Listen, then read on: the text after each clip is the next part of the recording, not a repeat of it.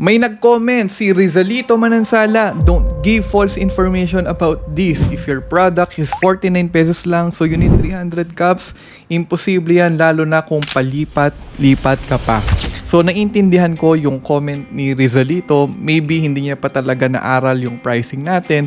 Kasi may mga premium drinks din tayo na 75 pesos. Meron din tayong tig 90 pesos. At actually, meron pa tayong mas mura dyan, yung 39 pesos natin. At yung sinasabi mo na kung palipat-lipat ka pa, imposible yan. Actually, yung pagiging palipat-lipat, hindi yan sign of weakness. Actually, ayan yung advantage namin. Because we are able to move around. Kapag mahina yung isang location, meron kaming power na lumipat sa ibang location. Halimbawa, yung isang location namin, malakas kami doon, nakaka 100 cups kami, nakaka 200 cups kami doon.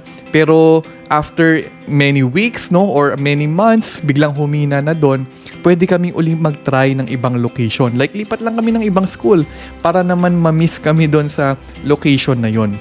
So, kung hindi mo pa alam talaga, Rizalito, yung business model natin, maganda mapanood mo yung free masterclass. Ayan yung free training na ginawa ko kung paano magsimula ng mobile cart business.